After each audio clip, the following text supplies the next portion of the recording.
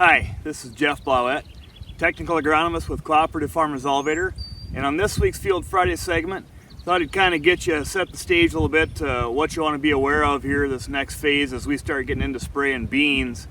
We've got more and more beans or enlist beans today, kind of rotating away from more of the extend beans because of the cupping problems we've had and various other things and application complications. But there is something a little different in these enlist beans. If you've noticed it in the prior years, fine, but if you're first time spraying them, one of the questions I get quite often is, I spray them and 6 hours later I drive by and they look like they all wilted. They all look like we sprayed the wrong thing.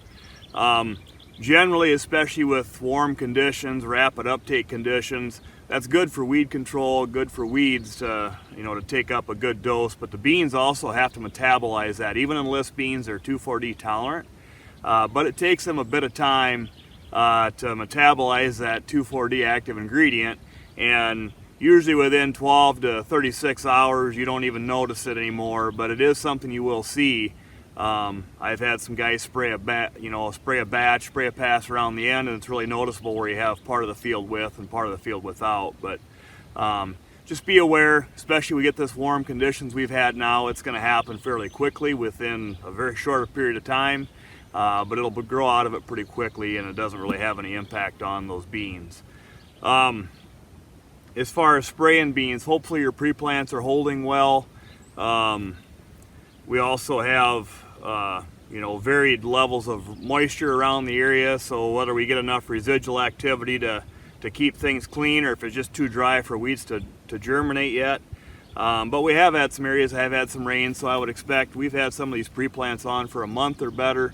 We're probably going to expect them to peter out, especially against water hemp. Obviously a bean field like this, it's going to be a little while before canopy, so we're going to have some more residual with an application to hopefully extend that blanket of control as best we can on the water hemp until these beans get to canopy. Some of these dry areas they maybe won't get to, but if we had some moisture, hopefully by the 10th, 15th of July we can expect canopy to be around. Unless you're in narrow rows, it'll be a little earlier, but kind of getting into that phase, we're going to start managing these beans, some different things that we're seeing. Anything that you're using right now, if we're throwing in the tank, we talked about the 2,4-D wilting the beans. With anything we're doing, we're usually adding a residual to the tank as well. I've got a picture here what that can look like too. Those residuals a lot of times are an EC formulation, kind of have a little bit of an oil base to them.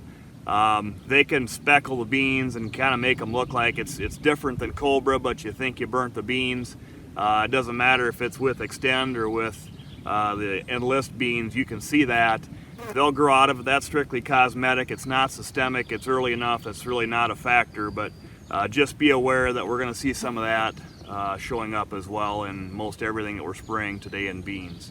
So I guess with that, just wanted to set the stage, prepare you for what's coming ahead here and our soybean management. So with that, that's this week's Field Friday segment, and we'll see you next week.